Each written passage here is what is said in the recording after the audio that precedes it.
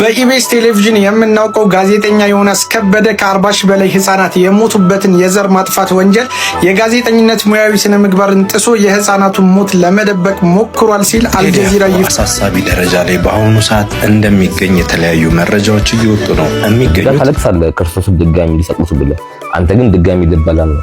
በጣም ስልጣኔው በዛብሽ መሰለኝ። አንዴ ኮሜዲያን ትሆኛለሽ፣ አንዴ አማካሪ ትሆኛለሽ፣ አንዴ የጣት ተጫዋች ትሆኛለሽ፣ አንዴ ቤተ እምነት ውስጥ ትገቢና ገዳም ታስገነቢያለሽ።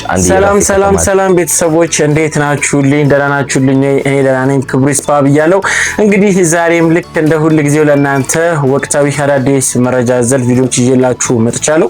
አብራችሁን ቆዩ። እኔ ምንቴ ነኝ። ቻናሉ ደግሞ ምንቴ ዩቲዩብ ነው። ሰብስክራይብ በማድረግ ቻናሉን ፋሚሊ መሆን እንዳትረሱ ቤተሰቦች። እንግዲህ በዛሬ ቪዲዮ ይዤላችሁ ከመጣኋቸው ጉዳዮች መካከል የመጀመሪያውና ዋነኛ ቀዳሚ ሆኖ እንግዲህ በኢቢኤስ ቴሌቪዥን የምናውቀው እንግዲህ ጋዜጠኛ ዮናስ ሙሉነህ ከባድ ክስ ተመስርቶበታል። ብዙዎች እንግዲህ ቅሬታቸውን እያሰሙበት ይገኛሉ። እንዲሁም ደግሞ በኬንያ ተዘጋጅቶ የነበረው የድምጻዊ ቴዲ አፍሮ ኮንሰርት የብዙዎችን ትችትን ያስነሳ ወይም ደግሞ የቴዲ አፍሮ የወረደ ፐርፎርማንስ የሚል የብዙዎች ትችትን አንስቶ እንግዲህ በሶሻል ሚዲያ ላይ እየተነጋገሩበት ይገኛሉ።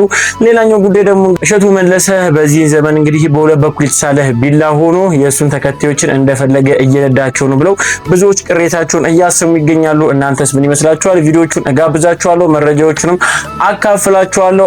አብራችሁኝ ቆዩ። ከናንተ የሚጠበቀው ላይክ በማድረግ እንግዲህ ፍቅራችሁን ግለጹልኝ። እንዲሁም ደግሞ ሐሳብ አስተያየት ካላችሁ ደግሞ ኮሜንት ሴክሽን ላይ እንግዲህ ጀባ ብላችሁ ሐሳባችሁን መግለጽ ትችላላችሁ። ወደ ቪዲዮቹ እንሄዳለን። አብራችሁኝ ቆዩ።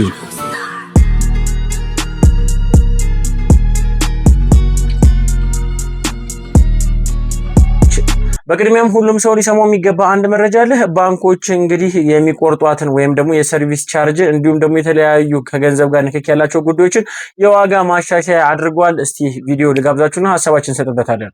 አሁን የተሰማ ሰበር መረጃ አለ። ተራው የባንኮች ሆናል። ከኢትዮ ቴሌኮም የዋጋ ጭማሪ በመቀጠል በኢትዮጵያ የሚገኙ ባንኮች በዲጂታል ባንኪንግ እና በብድር አገልግሎታቸው ላይ የዋጋ ጭማሪ ማድረጋቸው ተሰምቷል። በአዲሱ የአደጋ ስጋትና ምላሽ ፈንድ አዋጅ መሰረት ባንኮች ከየካቲት 1 ቀን ጀምሮ በመደበኛ ብድር ላይ 1%፣ በዲጂታል ባንኪንግ የአገልግሎት ክፍያ ላይ ደግሞ 5% ተጨማሪ ክፍያ ከደንበኞቻቸው ላይ ሰብስበው ገቢ እንዲያደርጉ ታዘዋል። ይህም ለተፈጥሮና ሰው ሰራሽ አደጋዎች መቋቋሚያ የሚውል ፈንድ ነው ተብሏል። ኢትዮ ቴሌኮም በቅርቡ እስከ 700 ብር የሚደርስ ጭማሪ ማድረጉ ይታወሳል። አሁን ደግሞ ይሄ የባንኮች ጭማሪ በኑሯችሁ ላይ ምን አይነት ጫና ይፈጥራል? አሰራሩንስ እንዴት ታዩታላችሁ? ኮሜንት ላይ በጨዋነት እንወያይ። ለሌሎችም እንዲደርስ ሼር አድርጉት። መልካም ጊዜ።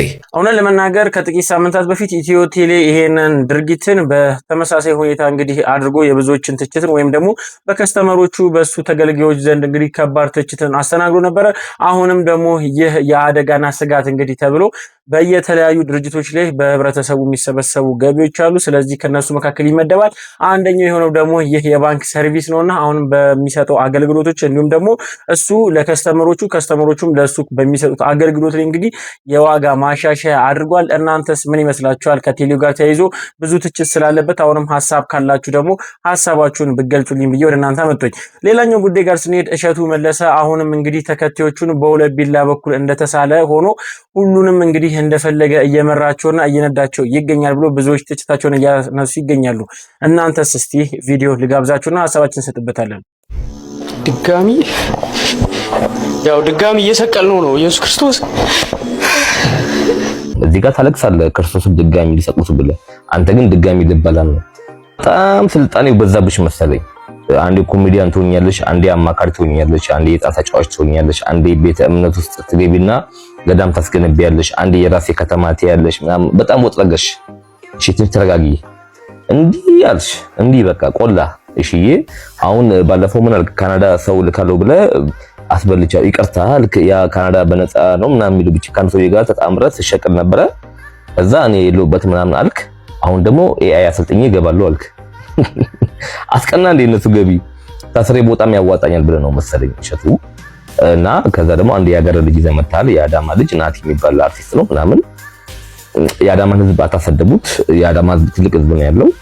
እሸቱ ወይስ የፕራዶ እዳ አለብኝ ብለሃል። እሱንም ደርሶብህ ሊሆን ይችላል፣ ግን በእኛ ህዝብ አይደለም እንዴ። ልጅን እኮ ቴሌቪዥን አላሳየውም ብለህ እኮ አንተ የህፃናት ፕሮግራም ዶንክ ቲዩብ ላይ እኮ የለቀቀሰው ነው እኮ። ያንተ ልጅ ቴሌቪዥን አያይም፣ የኛ ልጅ አይቶ እንጀዝቡ ፈልገ ነው ማለት ነው። ጀዝባ አንተ ነው እሸቱ። እና በጣም ወጥ እየረገጥክ ነው። የገጠሬነት ፈጦ እየወጣ ነው። ሰው ስቆ ስለሳቀለ ሞኝ ነው ማለት አይደለም። ገባ? ሰው እንደ መዝናኛ አይቶ ነው ሲከተል የነበረው። ገባ? አሁን አንተ ነቄ ብለሽ በቃ ስልጥን ብለሽ በዚህ ብለሽ እየመጣሽ ነው። የኪር መውደቂያ ቅርብ እየሆነ ነው። ፈጠራ ካለቀብህ ክብርን ይዘህ ተቀምጠ ቁጭ ብትል ይሻላል። ገባ? በጣም ተፈላሰፍክ። እኔ በቃኝ ከኢትዮጵያ ከዳው በኮሚሽን እዛ ለሞላ ሀብታም ዲያስፖራ ገዳም ስገዛ ነው በኮሚሽን የገዛው። ቆና ቃል እኮ ሰምተናል።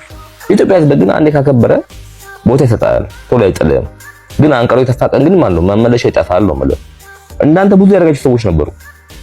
እሸቱ መለሰ ያልገባበት ጉዳይ የለምና ብዙዎችን ግራ አጋብቷቸዋል። ለማንኛውም ግን ከጥቂት ሳምንታት በፊት እንግዲህ በቪዲዮ ማካተቼ ይዤላችሁ መጥቼ ተነጋገርንበት የእሸቱ መለሰ ጉዳይ ነበረ። ከዛ ጋር ተያይዞ አሁንም ላይ ከባድ ክስና ከባድ ትችት እያስተናገደ ይገኛል። እንዲሁም ደግሞ ወደ ካናዳ ወስዳቸዋለሁ ብሎ እንግዲህ ብዙ የእሱ ተከታዮች ወይም ደግሞ እሱም ብለው መጥተው የተጭበረበሩና የተሸወዱ ብዙ ሰዎች አሉና ከዛ ጋር ተያይዞ እሸቱ መለሰን ተጠያቂ ያደርጓል። ተጠያቂ የሚያደርገው ጉዳይ ነው ከህግም አንፃር በዛ ጉዳይም ብዙዎች ሐሳባቸውን እየሰጡበት ነበር። አሁንም ላይ ደግሞ ይህ ጉዳይ እንደቀጠለ ነው። በብዙ ዘርፍ እንግዲህ በተለይ በሶሻል ሚዲያው ላይ በመንቀሳቀስ ይታወቃል። እንግዲህ አሁንም አዳዲስ ነገሮችን ወደ ሀገራችን በማምጣት ለማላመድም እየሞከረ ነው። ነገር ግን አሁንም ድረስ እንግዲህ በብዙዎች ዘንድ አመኔታውን እየቀነሰ እየመጣ ይገኛል። ነገር ግን የብዙዎች ትችትና ስጋት የሆነው አሁንም በሱ ስም እንግዲህ እየተጭበረበሩ ያሉ ሰዎች እንዳሉ ስናስብ እጅግ በጣም የሚያሳዝን ወይም ደግሞ እሱም ብለው መጥተው መጭበርበራቸው ደግሞ እጅግ በጣም ያሳዝናልና እሸቱ መለሰ ብዙ ትችት እያስተናገደ ነው። እናንተስ ምን ትላላችሁ?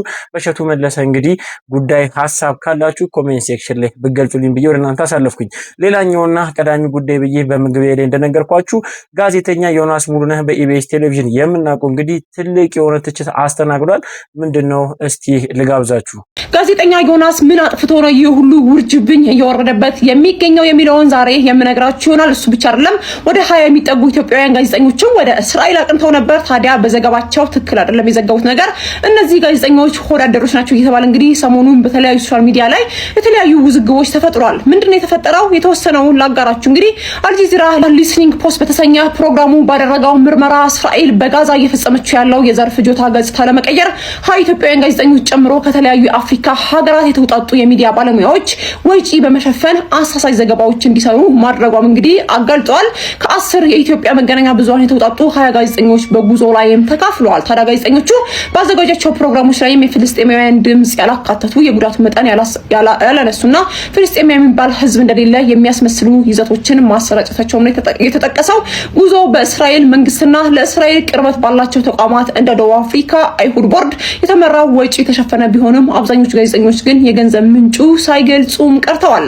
ጋዜጠኛ ዘካሪያስ ዘላለምና እንዲሁም ደግሞ የዘርፉ ባለሙያዎች ድርጊቱን የጋዜጠኝነት የስነ ምግባር ደንብ ጥሰትና እውነታ የሚደባብስ ሙከራ ሲሉ ነቅፈውታል። ከኢትዮጵያውያን በተጨማሪ ከኬንያ፣ ሩዋንዳ፣ ሴኔጋልና ደቡብ አፍሪካ የሚዲያ ባለሙያዎች የሶሻል ሚዲያ አንቂዎች በተመሳሳይ መልኩ ተመልምለው እንደነበረም ነው የተገለጸው።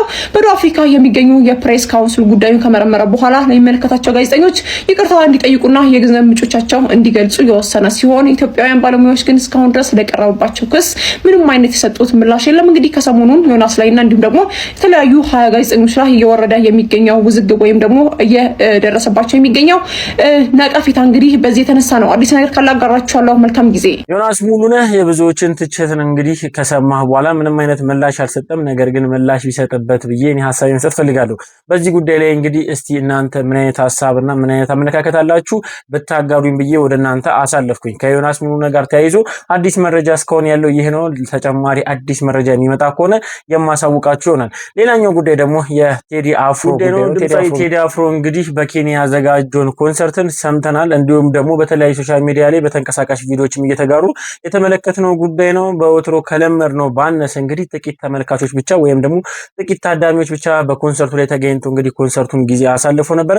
እጅግ በጣም ጭር ያለ ነበረ ማለት ይቻላል። ብዙዎችም ሀሳባቸውን በስሉ ጉዳይ ላይ እየሰጡ ነበረ። ነገር ግን ቴዲ አፍሮም እንግዲህ ሲያሳይ የነበረው ፐርፎርማንስም ዝቅተኛ ነበር፣ ወይም ደግሞ ከጊዜ ወደ ጊዜ ፐርፎርማንሱ እየወረደ እየመጣ ነው። በምን ጉዳይ ነው? እስቲ ለማንኛውም አንድ ሁለት ቪዲዮዎች አሉ። ቪዲዮውን ልጋብዛችሁና ሀሳባችን እንሰጥበታለን።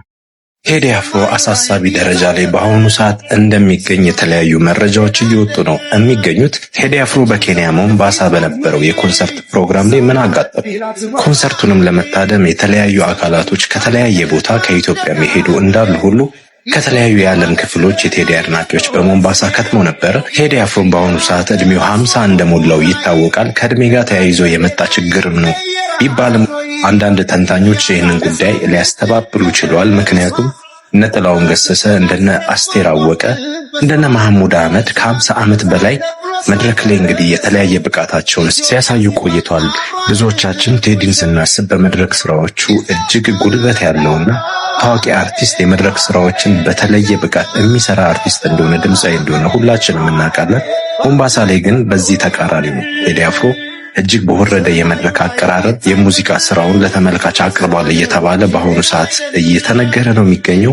የተሳካለት የመድረክ ስራ እንዳልነበረም ታዳሚዎች በተለያዩ የሶሻል ሚዲያ ገጾች እየጻፉ ቪዲዮ እየሰሩ ነው የሚገኘውና ንጉሱን ልናጣው ነው የሚሉም ድምጾች እየበዙ ነው የሚገኘው። የሕክምና ባለሙያዎችም እየተናገሩ የሚገኙት እንደዚህ አይነት የወረደ የመድረክ ስራ ሊቀርብ የሚችለው አንዳንድ ወደ ጎን መተው ያሉብን ድርጊቶች አሉ። ቴዲ አፍሮም እነዚህን ወደ ጎን መተው ያለበትን ነገር ባለመተው ለመድረክ ስራው ሰፊ ትኩረት ባለመስጠት የሚመጣ ለምሳሌ የአልኮል አጠቃቀም አንዱ እንደ ምክንያት ተደርጎ እየተገለጸ ነው የሚገኘው። ቴዲ አፍሮ አልኮል ጠጥቶ ወይም በአልኮል የመጣ ነው ለማለት ያክል ሳይሆን እንደዚህ አይነት ችግሮች የሚፈጠሩ እንቅስቃሴ አለማድረግ፣ ስፖርት አለመስራት እየተባለ ነው የሚገኘው። በቴዲ ዙሪያም ያላችሁ ባለቤቱንም ጨምራችሁ ቴዲ አፍሮ ለኢትዮጵያ እጅግ የሚያስፈልጋት እንቁ አርቲስታችን ነው። ስለሱ ጤንነት ልናስብ ይገባል። ዙሪያም ላይ ያላችሁ ሰዎች በቂ እንቅስቃሴ፣ በቂ ረፍት እንዲያደርግና ከተለያዩ ነገሮች እንዲቆጠብ ብታደርጉ ንጉሱ ልንጠብቀው እንችላለን ማለት ነው። የቴዲ አድናቂ የሚሆናችሁ እስኪ በዚህ ጉዳይ ላይ ሀሳብ አስተያየት ስጡበት። ሞምባሳም ድረስ ሄዳችሁ ኮንሰርቱን የተካፈላችሁ ኢትዮጵያውያኖች በዚህም ዙሪያ እስኪ እንድትጽፉበት፣ እንድንወያይበት ይህን መረጃ ወደ እናንተ አምጥቻለሁ። እስኪ ተነጋገሩበት። እውነት ለመናገር ቴዲ አፍሮ ያን ያህል በገነነ መልኩ እንግዲህ እድሜው ሄዶ ወይም ደግሞ በእርጅና ውስጥ ገብቶ አይደለም። ግን ያው አንዳንድ ጊዜ ከሀገር ውጪ ሲሆንና በሀገር ውስጥ ያለው ሁኔታ ራሱ የተለያየ ነው። ከፍተኛ አድናቂ፣ ከፍተኛ ተመልካች፣ ከፍተኛ ተከታይ፣ ከፍተኛም ደግሞ ተጽዕኖ ፈጣሪ መሆኑን መርሳት የለብንም። እንግዲህ ይህንን ተጽዕኖ ፈጣሪነቱን በሌላ ሀገር ለሄዱ ይህንን ተጽዕኖ ፈጣሪነቱን እንደ ሀገሩ ላገኝ ማለት ይከብዳልና ብዙ ታዳሚም ስለሌለ ወይም ደግሞ ብዙ ታዳሚ ስላልተገኘ ይመስለኛል እንደዚህ አይነት ፐርፎርማንስ ያሳየው ብዬ ነው የማስበው። ለማንኛውም ግን እናንተ ምን ትላላችሁ? ብቻ ግን ቴዲ አፍሮ ያው ለመመስከርም ያህል እኔ በእርጅና በኩል አይመስለኝም። ምክንያቱም ከሱ በበለጠ ብዙ እድሜ አስቆጥረው በነበራቸው ፐርፎርማንስ የቆዩ እንደ አስቴር አወቀንም መመልከት እንችላለን። እነ መሐሙድ አህመድም ራሱ እድሜያቸው ከሱ በበለጠ ሆኖም መድረክ የነበራቸው ፐርፎርማንስ ግን አልቀነሰም እና ከዚህ አንጻር እኔ ከእድሜ አንጻር ቴዲ አፍሮ እንደዚህ የሆነ አይመስለኝም። ለማንኛውም ግን ሀሳብ ካላችሁ ሀሳባችሁን ብታጋሩኝ ብዬ ወደ እናንተ መጥቶኝ በትናንትናው ዕለት እንግዲህ በሰይፉ ኦን ኢቢኤስ ላይ ቀርቦ እንግዲህ ስለ ጓደኛው ብዙ መልካምና ብዙ ጥሩ ነገሮችን ሲናገር የነበረ እንዲሁም ደግሞ ከጓደኛው ጋር ያሳለፈውን መልካምና ደስ የሚለውን ጊዜም እያስታወሰ እንግዲህ እንባና ትንሽ ደግሞ ስሜትን በሚነካ ሁኔታ እንግዲህ ጥሩ ጊዜ ያሳለፈው እንግዲህ አርቲስት ወይም ደግሞ የነጻነት ጓደኛ የሆነው አርቲስት አስናቀ እንግዲህ ጥሩ የሆነ ጊዜ አሳልፎ ነበረ። ከዛ ጋር ተያይዞ አንድ የማረከኝ ቪዲዮ አለ። እስቲ ለማንኛውም አንድ ቪዲዮ ልጋብዛችሁና ሀሳባችን እንሰጥበታለን። አርቲስት ነጻነት ወርቅነህ የ30 ዓመት ጓደኛው የሆነው አስናቀ ንጉሴ ሙሉ ሰርጉን ሸፍኖ የዳሩ እሱ ስለመሆኑ በኢቢኤስ ሰይፉ ላይ ቀርቦ እንዲህ ብሏል። ነጽ በኔ ሰርግ ላይ ዋናው ሰው ነጻነት ነው። እሱም መድረክ መራ። እኔ ትዝ ይለኛል ናፕኪኑን ነው ያስገባሁት። ሁሉን ነገር የሸፈነው ነጽ ነበር። አዎ ሙሉ ነገሩን በቃ አዳራሹን፣ ምግብ መጠጡን፣ ሁሉ ነገር ሚስት ብቻ ከኔ ሚስቱን ፈልጌ ደህና ጓደኛ ይስጣችሁ። ሌላ ናፕኪን ይዞ ይሄዳል። ምንም ነገር ያለባት እንዴ ለማለት መድረክ የመራው እሱ ሁሉን ነገር በቃ የሰራው ነጽ ነው። በጣም በጣም በጣም የሚገርም በቃ። የት ነበር ሰው? ሳፋየር። ዋው ደህና ሆቴል ነው ያገባው። ምን ያህል ሰው ነጽ ደስ ያለኝ የሱን አዲስ አበባ ሬስቶራንት አድርጎ የጓደኛው ሳፋየር። የነጻነት ወርቅነህ የጋብቻ ስነ ስርዓት እንዴት እንደነበረም እንዲህ ሲል ያስታውሳል። አንተ እንዴት ዳርከው ታዲያ? ነፂ ጓደኛው ነኝ። ከዛ አዲስ አበባ ሬስቶራንት የለም ፒያሳ? ዋናው ቦታ እዛ ነው። ከዛ መድረክ አንተ ነው የምትመራው አለኝ። እንደ መድረክ መድረም ያደርገናል እኮ ምንም በቃ ማንገባበት ደሞ ለነጣነት ወጣው ምናምን። እሺ ሁለታችሁም የቀለበት ጣታችሁን ጭቅቅት አስለቅቁ አልኩ። ቀለበት ሊያደርጉና በጣም ያን ዘመን እኔ ትዳርን ማሰብ አይደለም ማግባትን አይደለም ነፃነት ምን አይነት የቀደመ ልቦና እንዳለው በዛ ሰዓት እኮ አይገባም። በእውነት አይገባም፣ ክልክል ነው የሚመስለኝ። እንዴ ምንድነው ማግባት ምናምን ይባል እዛ ነፂ ምናምን ሁለታችሁም ወደ መድረክ ሲባል ነፂ እንዴ የምር ነው እንዴ ይላል። ራሴ መድረኩን እየመሩ መጣ። ከዛ አደረጉ ምናምን። ስንት ሰው ተገኘ? አረ አዳራሹ ኦልሞስት ያን ሰዓት ሞልቷል። ቬሎ አርጋለች እሷ? ምንም ቬሎ ምናምን የለም። በቃ የሆነ ዝግጅት የቤተሰብ ነው ጓደኛ። በዛ ሰዓት እንዲህ ምን ትዳርም ምንም አይመስልህም እኮ ሆነ። ለካ በማግባት እንደዚህ ነው አልኩኝ። ከዛ ከ20 ዓመት በኋላ እኔ ልቦና አገኘው። ነፃነት ወርቅነህ ሲሰራ ከነበረ እንዴት ሀብት የለውም ለሚለው ተከታዩ ምላሽ እንዲህ ሲልም የልብ ጓደኛው ምላሽ ሰጥቷል። በዚህ ደረጃ ሲሰራ ከነበረ እንዴት ሀብት የለውም እንዴት ንብረት የለውም ብለው ሲጠይቁ አይቻለሁ። ለምን እንደዚህ ሆነ ይመስልሃል? አስኒ አንተ እንደ ጓደኛ ሀብት አለው ነፂ እኮ በጣም ሀብታም ሰው ነው፣ በጣም ሀብታም። እኔ አሁን እንደዚህ ከምለብሰው በእርግጠኝነት አሁን የጫማ እሱ ያመጣልኝ።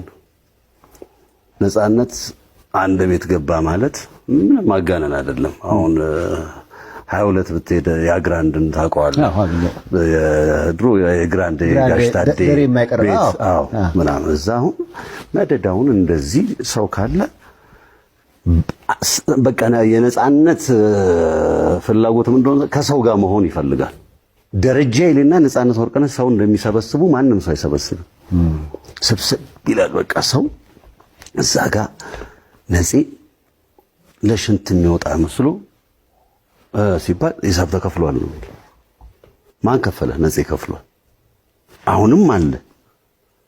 ችግሩ ባንክ ማስቀመጥና ኪስ ማስቀመጥ ነው። ነፃነት ምንም አያጎድልም፣ ለማንም ለልጆቹ አያጎድልም፣ ለቤቱ አያጎድልም፣ ለማንም አያጎድልም። ግን ነፂ ምንድነው? ሞተር ነው፣ ሲሰራ ነው። ነፂ ሲቆም ቆመ ነው። እንደዚህ ሲባል ነፂ ቸግሮት ምናምን ተርቦ ምናምን ኖሮ ቤተሰቡ ተበድሎ አይደለም፣ በመስጠት ስለሚያምን ነው። ነፂ የሚቀመጥ ነገር የለውም። ነፃነት ወርቅነህ በጥበቡ ዘርፍ እንግዲህ ብዙ ስራ እየሰራ እጅግ በጣም በብዙዎች ዘንድ ተወዳጅነትን ያተረፈ ትልቅ አርቲስት ነው። ሁላችንም የመሰከርንለት፣ አገር ሁሉ የሚተማመንበት፣ አገር ሁሉ እንዳለ የሚስማማበት ጉዳይ ይመስለኛል። ብቻ ግን የነፃነትን ህልፈትን እስካሁን እንደኔ ያላመነ ወይም ደግሞ ያልተቀበለ ይኖራል ብዬ አላስብም። ግን ለማንኛውም ይኖራልና እስቲ ሐሳባችሁን ብትሰጡኝ ደስ ይለኛል። እኔ ግን እስካሁን ነፂ ሞተ ነፂ የለም የሚለውን ነገር እስካሁን ድረስ ጭንቅላቴ አላመነም፣ አልተቀበለም። ብቻ ግን ለማንኛውም ጓደኛው ግን ከሱ ጋር የነበረውን ግንኙነትን፣ በጓደኝነት መካከል ያለው ፍቅርን፣ በጓደኝነት መካከል ያለውን አንድነትን፣ በጓደኝነት መሃል ያለውን ትብብርን ግልጽ አድርጎ ሲናገር እጅግ በጣም ያሳዝናል። ብቻ ግን ለማንኛውም እንደዚህ አይነት ጓደኞችን ይስጠን ከማለት ሌላ ምንም ልል አልችልም። ለማንኛውም ከነፃነትና ከጓደኛው ጋር የነበረውን ግንኙነትን ምን ትሉታላችሁ? የጓደኛውም ደግሞ በሴፉ ኦን ኢቢኤስ ላይ ቀርቦ ያሳለፈውንስ ጊዜ እንዴት ተመለከታችሁት? ሐሳባችሁን ብታጋሩኝ ብዬ ወደ እናንተ አሳለፍኩኝ። ሌላኛው ጉዳይ ደግሞ በትላንትናው ዕለት እንግዲህ ብዙዎችን ያነጋገረ በብዙዎች ዘንድም እንግዲህ ትንሽ ማስተዋልን የጨመረ ይመስለኛል። ሁላችንም የምናውቀው አርቲስት ፍጹም አስፋ እንግዲህ በልጆቹ መካከል በጨዋታ ጊዜ እንግዲህ የገጠማቸውን አክሲደንትን ተከትሎ ምን ያህል ዋጋ እንደከፈለ ሲናገር ነበረ።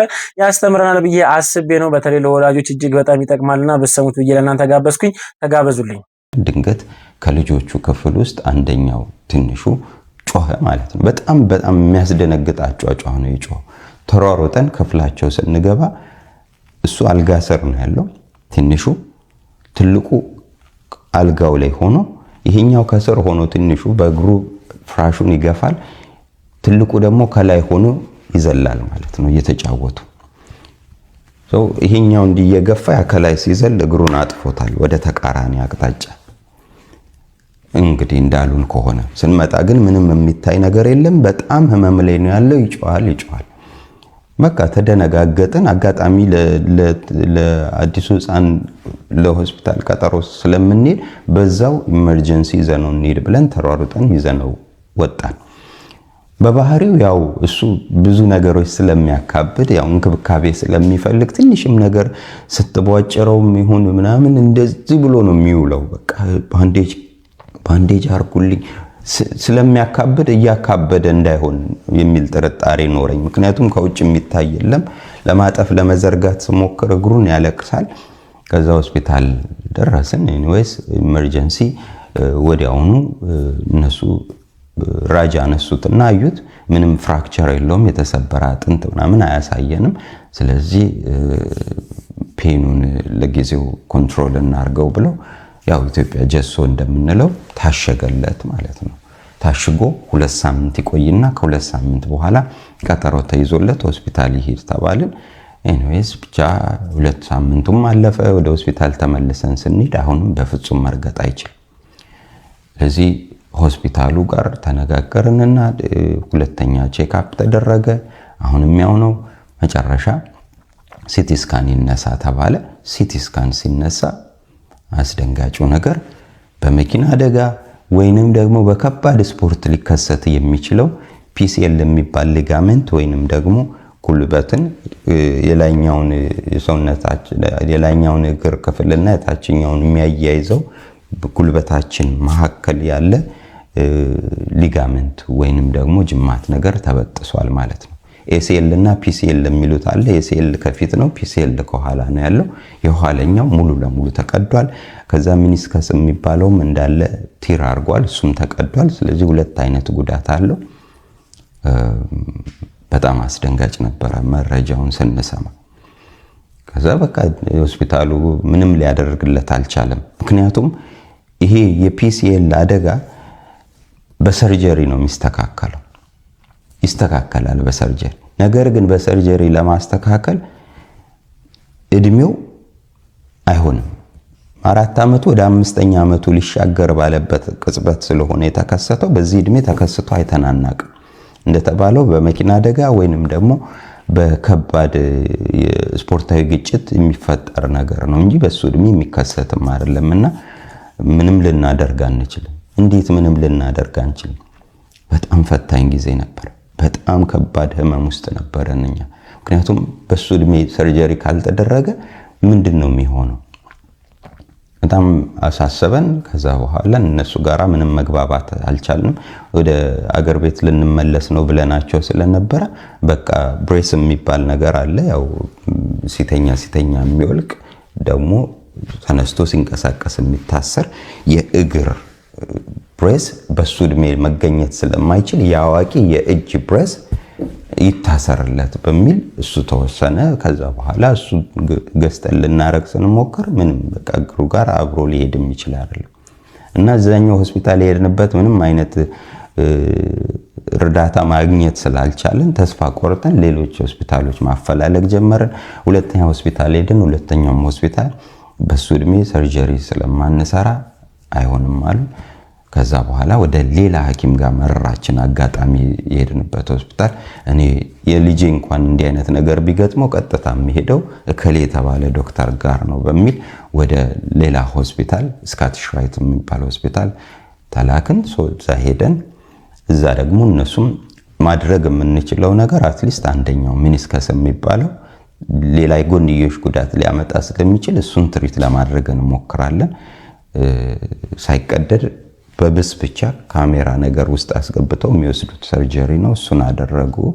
ለማንኛውም እሱ መደረግ ስለነበረበት ሙሉ ለሙሉ ትኬታችንን ካንስል አድርገን ኢትዮጵያ አየር መንገድ ነበር የቆረጥነው። ስንደውል ያው 1 ዓመት ድረስ መራዘም ይችላል፣ ሆልድ ልናረገው እንችላለን ብለዋል። እንግዲህ ሆልድ ተደረገ። እውነት ለመናገር ልጆችን ወላጆች ትኩረት ሰጥቶ መጠበቅ ግዴታቸው ነው። ምክንያቱም ልጆች አብዛኛውን ጊዜ በጨዋታ ሰዓት ላይ አንዳንድ ነገሮች አክሲደንቶች ምንም ልብ ብሎ አያዩም፣ ወይም ደግሞ አደጋ ያደርሳል ብለውም ስለማያስቡ እንግዲህ በልጆች ላይ ብዙ አይነት አደጋ ይደርሳል። አካል እስከ መጉደል ደረጃ ብዙ ነገር ይደርስባቸዋል እና እጅግ በጣም ከባድ ነገር ነው። ለማንኛውም ግን ለማንኛውም ግን የፍጹምን ንግግርን ሰምታችኋል። እጅግ በጣም ብዙ መከራን ያሳለፈባቸው ብዙ ነገር ዋጋ ከፍሎበታል። ስለዚህ ወላጆች ልጆቻችሁን በደንብ በአይነ ቁራኛ ብትከታተሉ ብዬ ሐሳቤን መስጠት ፈለኩኝ። ለማንኛውም ቤተሰቦች እስካሁን ድረስ አብራችሁኝ ስለቆያችሁ ከልብ አመሰግናለሁ። በዛሬ ቪዲዮ ይዤላችሁ የመጣችሁ ጉዳዮች እኚህ ናቸው። በቀጣይ ቪዲዮ እስክንገናኝ ድረስ ሰላም ቆዩልኝ። እወዳችኋለሁ።